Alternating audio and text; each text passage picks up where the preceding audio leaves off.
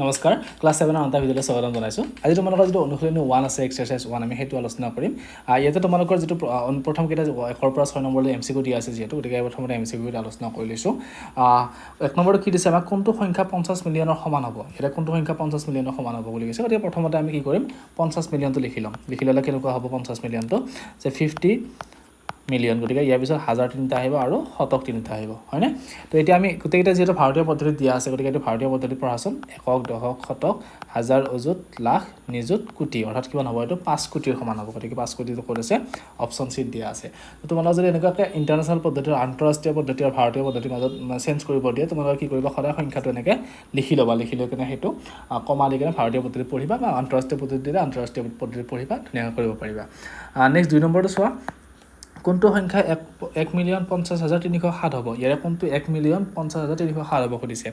তো 1,50,000 হ'ব লাগিলে আমি কি কৰিব লাগিব চোৱা এইটো প্ৰথমটোৱে হৈ আছে চোৱাচোন এইটো একক দশক শতক 1000 10,000 100,000 আৰু এইটো মিলিয়ন গতিকে 1,50,307 গতিকে প্ৰথম অপশ্যনটোৱে আমাৰ শুদ্ধ উত্তৰ হ'ব যে অপশ্যন এটো হয়নে। ধুনীয়াকৈ পঢ়িলে আমি পামেই কাৰণ এনেকুৱা পঢ়া আমি অলৰেডি শিকি আহিছোঁ ৱৰ্ককেইটাত আমাৰ যিটো কৰিছা অহা 1.1 আছিলে বা 1.2 আছিলে তাত আমি এইখিনি বস্তু আলোচনা কৰিছোঁ অলৰেডি। নেক্সট 3 নম্বৰটো চোৱা তলত দিয়া কোনটো সংখ্যা এইখিনি সংখ্যাটো কি কৈছে 8 সংখ্যাটোত থকা 8 আৰু 6 স্থানীয় মানৰ পাৰ্থক্য হ'ব সুধিছে। তো 8ৰ স্থানীয় মান কি হ'ব 8ৰ স্থানীয় মান বুলি ক'লে 8টো লিখা দেখি পিছত কেইটা অংক আছে চোৱা 1 2 3 4টা গতিকে 4টা শূন্য দি দিয়া হ'ল।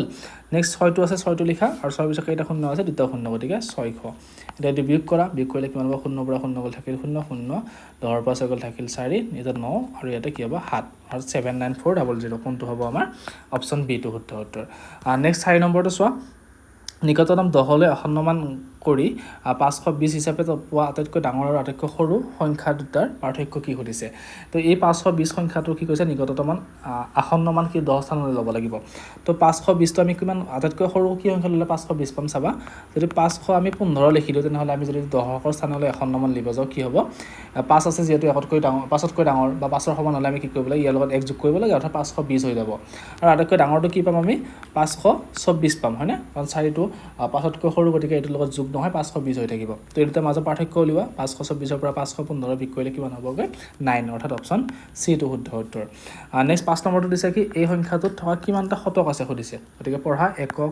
দশক শতক শতক কিমান আছে 354টা আছে শতকত হয়নে গতিকে 354টোৱে হ'ব আমাৰ শুদ্ধ উত্তৰ।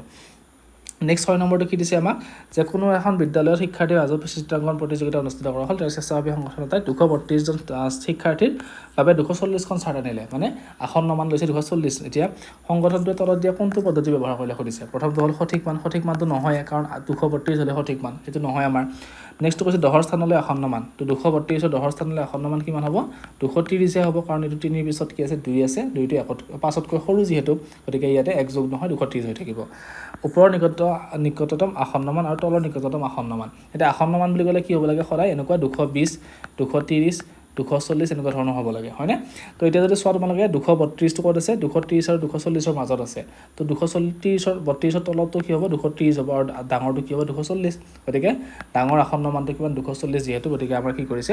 ওপৰৰ যি নিকটতম আসন্ন মান আছে অৰ্থাৎ ডাঙৰটো সেইটো ব্যৱহাৰ কৰিছে গতিকে অপশ্যন চিটো শুদ্ধ উত্তৰ। নেক্সট 7 নম্বৰটো দিছে আমাক 2024 চনত ICC টুৰ্ণামেণ্ট এখনত কি কৈছে মুঠ প্ৰাইজ মানি আছিলে এইখিনি টকা এতিয়া আমাক কি কৈছে 1 নম্বৰটো যে ভাৰতীয় আৰু আন্তৰ্জাতিক পদ্ধতি দুয়োটাতে কি কৰিব দিছে কমা দি কেনে আখৰেৰে লিখিব দিছে। তো আমি এইটো প্ৰথমে লিখি লৈছোঁ সংখ্যাকেইটা কি দিয়া আছে 9374666 গতিকে মই এইটো লিখি লৈছোঁ 9374625 অ'কে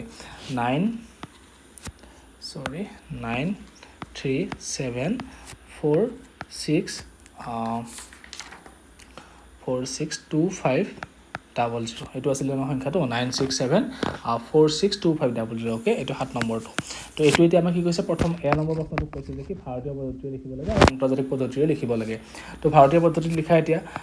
ভাৰতীয় এনেকুৱা অংকটো আমি অলৰেডি কৰিছোঁ তথাপিও আকৌ দি দিছোঁ মই তোমালোকক কৰি কেনে ভাৰতীয়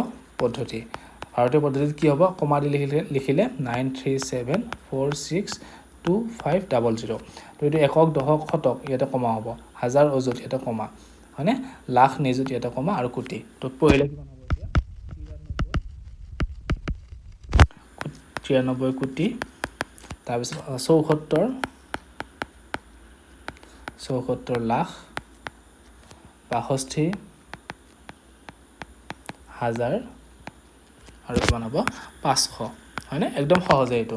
জাষ্ট 93,74,62,500 গতিকে তোমালোকে যদি এই প্ৰথম অনুশীলনীটা চোৱা নাই তেনেহ'লে সেইটা ভিডিঅ' চাই ল'বা তেতিয়াহ'লে তোমালোকৰ এইখিনি বুজি পোৱাত বেছি সুবিধা হ'ব কাৰণ তাত মই ডিটেইলছত গোটেইখিনি বস্তু বুজাই দিছোঁৱে আৰু যদি এতিয়াও বুজি পোৱা টান হৈছে তোমালোকে তেনেহ'লে মোৰ হোৱাটছআপ গ্ৰুপটো দিয়াই আছে তোমালোকৰ লিংকটো কমেণ্টত দি দিছোঁ মই তাতে জইন হৈ ল'বা মোক ডাইৰেক্টলি তোমালোকে মেছেজ কৰি কেনে সুধিব পাৰিবা নেক্সট এইটো ভাৰতীয় পদ্ধতিটো হৈ গ'ল এবাৰ আন্তৰ্জাতিক পদ্ধতি আমি লিখিম গতিকে আন্তৰ্জাতিক পদ্ধতি লিখা আন্তৰ্জাতিক পদ্ধতি তো আন্তৰ্জাতিক পদ্ধতি কি হ'ব সংখ্যাটো লিখি লোৱা 9374625000 তো কমাকত দিব লাগিব এতিয়া একক দশক শতকত কমা 1000 10000 100000 কমা তো লাখ 1 মিলিয়ন 10 মিলিয়ন 100 মিলিয়ন তো পঢ়িলে কিমান হ'ব এতিয়া এইটো আখৰেৰে পঢ়িলে যে 937 আমাৰ কি হ'ব মিলিয়ন 937 মিলিয়ন তাৰপিছত 462 হাজাৰ আৰু কিমান হ'ব 500 হয়নে 937 মিলিয়ন 462,000 আৰু 500 এইটো হ'ল আমাৰ আন্তৰ্জাতিক পদ্ধতিত লিখা নেক্সট বি নম্বৰ প্ৰশ্নটো আমাক কি দিছে ইয়াৰে বি নম্বৰ প্ৰশ্নত দিয়া আছে যে কি এই ধনৰাশি বিস্তৃত ৰূপত লিখিব লাগে তো বিস্তৃত ৰূপত লিখা মানে কি 937462500 ওকে তো বিস্তৃত ৰূপত লিখা মানে কি হ'ব 9 লিখি কেনে পূৰণ দিয়া 1 লিখি কেনে চাবা 9 পিছত কেইটা অংক আছে 1 2 3 4 5 6 7 8টা গতিকে ইয়াতে 8টা শূন্য দি দিয়া 4 5 6 7 8 হৈ গ'ল 8টা প্লাছ চিন দিয়া গতিকে 9 পিছত কি আছে 3 আছে 3 লিখা পূৰণ আকৌ 1 লিখা লিখি কেনে 3 পিছত কেইটা অংক আছে 1 2 3 4 5 6 7টা হ'ব গতিকে 7টা শূন্য দি দিয়া 1 2 3 4 5 6 7 আকৌ যোগ চিন 3 পিছত কি আছে আমাৰ 7 আছে তো 7 লিখা পূৰণ 1 দি কেনে এবাৰ 7টা দিছিল না এবাৰ 6টা শূন্য দি দিয়া 6 ওকে তাৰপিছত 7 পিছত 4 আছে 4 লিখা পূৰণ 1 দি কেনে আকৌ 5টা শূন্য দি দিয়া এবাৰ তাৰপিছত 4 পিছত কি আহিব 2 আহিব তাৰপিছত 5টা পিছত কি আহিব 4টা শূন্য 4 পিছত কি হ'ব 2 নহয় 6 আহিব হয়নে মই ভুলকৈ লিখিছোঁ 4 পিছত যিহেতু 6 আছে 6 পূৰণ এবাৰ 4টা শূন্য দিব দিয়া মানে যেইটা অংক থাকে পিছত আৰু সেইটা শূন্য দি দিব লাগে তো তাৰপিছত 6 পিছত 2 আহিব পূৰণ আকৌ 3টা শূন্য এবাৰ 5 আহিব তাৰপিছত আকৌ 2টা শূন্য আৰু বাকী শূন্য আছে কেইটা নিলিখিলেও কথা নাই বা এনেকৈ লিখি থ'ব পাৰা তোমালোকে ঠিক আছে তো নিয়মটো মনত ৰাখিব যে বিস্তৃত ৰূপত লিখাৰ কি যে 9 লিখি কেনে পিছত কি কৰিব লাগে একৰ পিছত যেইটা শূন্য মানে যেইটা ডিজিট থাকে 9 পিছত 1 2 3 এনে হিচাপ কৰিবা সেইটা শূন্য দি দিবা তো 9 পিছত লিখিলা তাৰ পিছৰ সংখ্যাটো লিখিবা 3 লিখি কেনে পূৰণ চিন দি আকৌ 1 লিখিবা লিখি 3 পিছত যেইটা অংক আছে সেইটা শূন্য এনেকৈ একদম শেষলৈ লিখি দিব লাগিব যোগ কৰি এইটোৱে হ'ল বিস্তৃত ৰূপত লিখাৰ নিয়মটো নেক্সট চি নম্বৰটো কি দিছে এই ধনৰাশিৰ হাজাৰ লাখ আৰু কোটিলৈ স্থানলৈ নিকটতম আসন্ন মান লিখিব দিছে তো 9374625000 এইটো আসন্ন মান লিখিব লাগিব প্ৰথমতে আমি হাজাৰৰ স্থানৰ লিখিছোঁ হাজাৰৰ স্থান তো হাজাৰৰ স্থানলৈ হ'লে কি হ'ব একক দশক শতক হাজাৰ এইটো হাজাৰ তো আমি তালৈ লিখি ল'ম প্ৰথমতে 93746 এটা কি আছে 2 আছে 2 পিছত কি আছে আমাৰ 5 আছে যেটো শতকৰ স্থানত হাজাৰৰ স্থানলৈ লিখিব দিছে তো আমি চাম শতকৰ স্থানত কি সংখ্যা আছে সংখ্যাটো যেটো 5তকৈ ডাঙৰ বা 5ৰ সমান হৈছে গতিকে হাজাৰটোৰ লগত আমি 1 যোগ কৰিম অৰ্থাৎ 2 একে 3 হ'ল আৰু বাকি কেইটা শূন্য দি দিয়া বুজি পাইছেনে নিয়মটো আমি আলোচনা কৰিছোঁ অলৰেডি এইখিনি বস্তু যে আমি যদি হাজাৰৰ স্থানলৈ লিখিব লাগে তেনেহ'লে চাম শতকত কি আছে আৰু শতকৰটো যদি 5তকৈ বা 5ৰ সমান হয় 5তকৈ ডাঙৰ বা 5ৰ সমান তেনেহ'লে হাজাৰৰ স্থানটোত আমি কি কৰিম 1 যোগ কৰি দিম হৈ গ'ল এইটো নেক্সট এবাৰ হাজাৰৰ পিছত আমাক আৰু কি কৰিব দিছে লাখৰ স্থানলৈ কৰিব দিছে এতিয়া লাখৰ স্থানলৈ কৰা এতিয়া লাখৰ স্থান হ'লে আমাৰ লাখৰ ঘৰ কোনটো হ'ব এইটো হাজাৰ এইটো অযুত এইটো লাখ তো আমি 937 লিখিম 4 কি লিখিব লাগিব 5 কাৰণ 4ৰ পিছত যেটো আছে এইটো 5তকৈ ডাঙৰ হয় গতিকে বাকি কেইটা শূন্য দি দিয়া হৈ গ'ল এই লাখৰ স্থানলৈ এবাৰ কোটি স্থানলৈ লিখা কোটি স্থানলৈ তো কোটি স্থানলৈ হ'লে কি হ'ব কোটি ক'ত আছে আমাৰ এইটো কোটি ঘৰ হয়নে তো কোটি ঘৰত কি আছে 93 আছে তো 3 পিছত কি আছে আমাৰ 7 আছে 7টো যেটো 5তকৈ ডাঙৰ গতিকে 3 ৰ লগত আকৌ 1 যোগ কৰি দিয়া 4 হ'ল 2 3 4 5 6 7টা শূন্য হৈ গ'ল তো এইটোৱে হ'ল আমাৰ আসন্ন মান লিখাৰ নিয়ম অলৰেডি আমি আলোচনা কৰিছোঁ আৰু মই বেছিকৈ বুজাই নাথাকোঁ ইয়াতে নেক্সট ইয়াৰ পিছৰ প্ৰশ্নটো কি দিছে আমাক এইটো 7 নম্বৰটো হৈ গ'ল 8 নম্বৰটো দিছে যে 156 আৰু 8 ব্যৱহাৰ কৰি কেনে এটা সংখ্যা গঠন কৰা যেটো শতকৰ স্থানলৈ আসন্ন মান এখিনি হ'ব আৰু হাজাৰৰ স্থানলৈ আসন্ন মান এখিনি হ'ব তো যেটো সংখ্যা শতকৰ স্থানলৈ এটা সংখ্যা উলিয়াব দিছে যেটো আমাৰ কি কৈছে শতকৰ স্থানলৈ যদি আমি লিখোঁ তেনেহ'লে এইটো হ'ব আসন্ন মান আৰু হাজাৰৰ স্থানলৈ লিখিলে কি হ'ব এইটো হ'ব আমাৰ সংখ্যা দুটা কি দিছে 156 আৰু 8 ওকে কিমান নম্বৰ 8 নম্বৰটো 156 6 আৰু 8 তো এতিয়া শতকৰ স্থানলৈ খণ্ডমান কিমান হ'ব লাগিব 6500 আৰু হাজাৰৰ স্থানলৈ কিমান হ'ব লাগিব 7000 তো তোমালোকে এতিয়া সংখ্যাটো কেনেকৈ লিখিব চাবা যে ইয়াতে চোৱা তোমালোকে যে শতকৰ স্থানত কি আছে 5 আছে সেইকাৰণে হাজাৰৰ স্থানতো ধুনীয়াকৈ 7 হৈয়ে গৈছে গতিকে আমি সংখ্যাটো এনেকৈ লিখিব পাৰোঁ যে 6 5 আৰু পিছৰটো কি 1 8 হয়নে এতিয়া চোৱা তোমালোকে যে 6টো আছে শতকৰ স্থানত 5 আছে মিলি আছে এতিয়া যদি আমি স্থানমান শতকৰ স্থানলৈ লওঁ তেনেহ'লে কি হ'ব ইয়াতে 1 আছে যিহেতু গতিকে এইকেইটা শূন্য হৈ যাব অৰ্থাৎ 6500 হৈ গ'ল আৰু হাজাৰ স্থান হোৱাৰ লগে লগে কি হ'ব এইটো যিহেতু 5 আছে গতিকে 1 ডাঙৰ হৈ যাব হ'লে 6 লগত 1 যোগ কৰিলে কিমান হ'ব এইটো 7000 গতিকে অপশ্যন আমাৰ সংখ্যাটো কি হ'ব 6518 গতিকে লিখি দিয়া সংখ্যাটো হ'ব 6518 তো নেক্সট 9 নম্বৰটো কি দিছে আমাক 9 নম্বৰটো চোৱা তোমালোকে এবাৰ 9 নম্বৰটো দিয়া আছে আমাক এইকেইটা সংখ্যা দিয়া আছে এবাৰ অংক 2 3 5 7 8 আৰু 9 এইকেইটা ব্যৱহাৰ কৰি কেনে কি কৈছে এটা সংখ্যা গঠন কৰা যিটো হাজাৰ স্থানলৈ আসন্নমান এইখিনি হ'ব আৰু 10000 স্থানলৈ আসন্নমান এইখিনি হ'ব তো আমি সংখ্যাকেইটা কি দিছে ইয়াতে প্ৰথমে মই অংকটো লিখি লৈছোঁ 2 3 5 7 8 আৰু 9 দিয়া আছে এতিয়া আমাক হাজাৰৰ স্থানলৈ আসন্নমান কিমান হ'ব 895000 আৰু 10000 স্থানলৈ অৰ্থাৎ ইয়াৰ পিছৰটো স্থানলৈ কিমান হ'বগৈ 9000 1 2 3 4 5 ওকে 5টা 90000 হয়নে 1 10 শতক হাজাৰ অযুত ওকে লাখ 9 লাখ তো এইটো আমি কেনেকৈ লিখিম চোৱা এতিয়া তো তোমালোকে যদি চোৱা 8 9 এইটো যদি আমি এইটো স্থানলৈ 1 10 শতক হাজাৰ অযুত 10000 স্থানলৈ লওঁ তেনেহ'লে এইটো কিমান হ'ব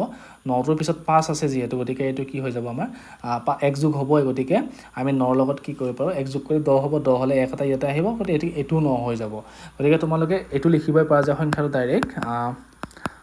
সংখ্যাটো আমি কি লিখিব পাৰোঁ 8 লিখিব পাৰোঁ 9 লিখিব পাৰোঁ 5 হ'লে লিখিবই পাৰোঁ তাৰপিছত বাকী থাকিলে কি 8 গ'ল আমাৰ 9 গ'ল 5 গ'ল তো 5টো আমাৰ চেঞ্জ হ'ব নালাগে কাৰণ 5টো 5হে আছে হাজাৰৰ ঘৰত হয়নে তো এইটো এনেকৈ থাকিব ইয়াৰ পিছতো আমি সৰু সংখ্যা ল'ম 5তকৈ 2 হৈ গ'ল তাৰপিছত 3 লিখি দিয়া 2 গ'ল 3 গ'ল এবাৰ 7 লিখি দিয়া হৈ গ'ল সংখ্যাটো যে আমি চাম যে ক'ত চেঞ্জ হৈছে যিহেতু 895 5টো আমাৰ 5 হৈ থাকিব হয়নে তো আমি ইয়াৰ পিছত যদি সৰু সংখ্যা লিখি দিওঁ 2 লিখি দিওঁ তেনেহ'লে 5তকৈ সৰু হ'লে এইটো চেঞ্জ নহয় গতিকে 5টো লিখিলোঁ লিখি কেনে 2 লিখি দিছোঁ 3 লিখি দিছোঁ 7 লিখি দিছোঁ আকৌ 5টো চেঞ্জ কৰি কেনে যদি 10000 আহোঁ তেনেহ'লে কি হ'ব যে 10000 ঘৰত আমাৰ কি আছে 9 আছে যিহেতু 5 হয় 5 বা 5তকৈ ডাঙৰ হ'লে কি হয় 1 যোগ কৰিব লাগে গতিকে 9ৰ লগত 1 যোগ কৰিলে 10 হ'ব তো 10ৰ ইয়াতে 0 বহিব আৰু 1 এটাত হাৰ হৈ আহিব 8ৰ লগত তো 8ৰ লগত 1 যোগ কৰোঁতে কি হৈ গ'ল 9 গতিকে আমি এই সংখ্যাটো লিখিলে তাৰ 10000 স্থানলৈ হ'ব এইখিনি আৰু এইখিনি হ'ব আসন্নমান আৰু 1000 স্থানলৈ এইখিনি আসন্নমান হৈ যাব তো 9 নম্বৰটো হৈ গ'ল নেক্সট 10 নম্বৰটো চোৱা ইয়াৰ পিছত কি দিয়া আছে যে এটা উক্তি দিয়া আছে এই উক্তিটো কি কৈছে স্থানীয় মানে বিস্তৃতৰ ওপৰত লিখিলে এনেকুৱা হ'ব হয়নে চোৱা 2 পূৰণ 1ৰ পিছত কেইটা শূন্য দিছে 1 2 3 4 5টা আৰু অংক চোৱা কেইটা আছে 1 2 3 4 5টা তাৰমানে আমি নিয়মটোৱে পাইছিলোঁ যে কি যিমান আছে তাত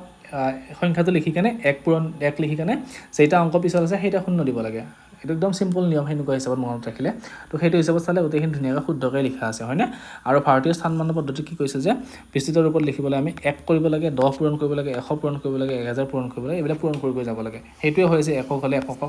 10 হ'লে 10 শতক হ'লে শতক 100 পূৰণ কৰিব লাগে 1000 হ'লে 1000 পূৰণ কৰিব লাগে অযুত হ'লে কি 10000 পূৰণ কৰিব লাগে তো সেইটো নিয়মে ব্যৱহাৰ কৰিছে গতিকে আমাৰ কি উক্তিটো শুদ্ধ আৰু যুক্তিটোও শুদ্ধ আৰু কি এইটো সঠিক ব্যাখ্যাও হয় প্ৰকৃত ব্যাখ্যাও হয় গতিকে অপশ্যন এটো শুদ্ধ উত্তৰ নেক্সট 11 নম্বৰটো কৈছে যে কি পি আৰু এছ চানকি পিৰ পৰা এছলৈ গ'লে চানকিটো চাব দিছে আৰু কৈছে কি শুদ্ধ বিকল্পটো বাছি উলিওৱা য'ত প্ৰতিটো উক্তিৰ চানকিসমূহত থকা সংখ্যাবিলাক বৰ্ধিত ক্ৰমত ঊৰ্ধ্বক্ৰমত থাকে এটা বৰ্ধিত ক্ৰম মানে কি চোৱা প্ৰথমটোত কিমানকৈ বাঢ়ি গৈছে 23000 নহয় 2,36,891 2,37,000 অৰ্থাৎ এইটোত কিমানকৈ বাঢ়িছে 1000কৈ বাঢ়ি গৈছে হয়নে এইটোত চোৱা 1,43,656 1,43,700 গতিকে এইটোত কিমানকৈ বাঢ়িছে 100কৈ বাঢ়িছে আৰু এইটোত চালে কিমান পাবা তোমালোকে 7,33,541 এইটো 7,46,541 হয়নে তো 7,36,000 এটা আছে কিমান 7,45,000 গতিকে 36,000 গতিকে 10,000কৈ বাঢ়ি গৈছে এইটো গতিকে 10,000 লিখি দিয়া হয়নে আৰু এইটো কি হ'ব 9,13,567 9,13,577 অৰ্থাৎ এইটো 10কৈ বাঢ়ি গৈছে হয়নে তো এতিয়া তোমালোকক যদি সোধে যে কোনটো আটাইতকৈ কম বাঢ়িছে আটাইতকৈ এছটো গতিকে এছটো প্ৰথমতে থাকিব তাৰপিছত এছৰ পিছত কি বাঢ়িছে হায়েষ্ট 100 গতিকে কিউ তাৰপিছত কি বাঢ়িব 100ৰ পিছত 1000 গতিকে পি আৰু তাৰপিছত কি আহিব 10,000 অৰ্থাৎ আৰটো SQPR কোনটো আছে এইটো SQPR অৰ্থাৎ অপশ্যন চিটো শুদ্ধ উত্তৰ নেক্সট 12 নম্বৰটো চোৱা যে এই সংখ্যাটোৰ কি কৈছে সৰ্বোচ্চ স্থানৰ নিকটতম আসন্ন মান 9000 হয়নে সৰ্বোচ্চ স্থান মানে কি একক দশক শতক হাজাৰ অযুত লাখ এইটো 18 ঘৰৰ সৰ্বোচ্চ স্থান হয়নে আৰু 18 ঘৰৰ আসন্ন মান 9 লাখ হ'ব নে নহয় হ'বই কাৰণ কি আছে 18 পিছত আমাৰ কি 18 পিছত কি আছে এইটো 6 আছে 6টো যেটো পাছতকৈ ডাঙৰ গতিকে এইটো লগত কি যোগ হ'ব 1 যোগ হ'ব অৰ্থাৎ কি হৈ যাব 9 লাখ আৰু কি কৈছে যিকোনো সংখ্যাৰ আসন্ন মান উলিয়াব লাগে তাৰ সোঁফালৰ পৰৱৰ্তী অংকটো 5 বা 5তকৈ ডাঙৰ হ'লে এক এটা বঢ়াই দিব লাগে আৰু পিছৰ কেইটা কি দিব লাগে শূন্য লিখি দিব লাগে এইটো নিয়মে ব্যৱহাৰ কৰিছো গতিকে আমাৰ অপচন এটো শুদ্ধ হ'ব যে উক্তিটো শুদ্ধ যুক্তিটো শুদ্ধ আৰু যুক্তিটো উক্তিটোৰ কি হয় প্ৰকৃত ব্যাখ্যা হয় গতিকে 12 নম্বৰটো উত্তৰটো আমাৰ হৈ গ'ল তো ইয়াতে এইকেইটা অপচন দিয়া মানে এমসিকিউ দিয়া আছিল বা প্ৰশ্ন দিয়া আছিল আমি গোটেইটা আলোচনা কৰিলো তোমালোকে যদি বুজি নোপোৱা থাকে কিবা মোক WhatsApp গ্ৰুপত গৈ ধুনীয়াকৈ সুধিব পাৰিবা মই এইটো বিশেষকৈ আৰু বেছি বুজাই থকা নাই কাৰণ ইয়াৰ আগৰ গোটেইকেইটা কৰি সভাত আমি আলোচনা কৰিছো গোটেইখিনি বস্তু তো তোমালোকে যদি সেইকেইটা ভিডিঅ' চাই লোৱা এই নতুনটো বুজি পোৱাত গোটেই সুবিধা হ'ব তো তোমালোকে সেইকেইটা ভিডিঅ' চাই ল'ব প্ৰথমতে তাৰপিছত এইটো ভিডিঅ' ধুনীয়াকৈ চাই বুজি পাবা আৰু বুজি নোপোৱা থাকিলে মই আকৌ কৈছোঁ WhatsApp গ্ৰুপত মোক সুধিব পাৰিবা ঠিক আছে তো চেনেলটো ছাবস্ক্ৰাইব কৰি ৰাখিবা ইয়াৰ পিছত মই তোমালোকৰ নেক্সট চেপ্টাৰ যিটো আছে সেইটো আলোচনা কৰিম ধন্যবাদ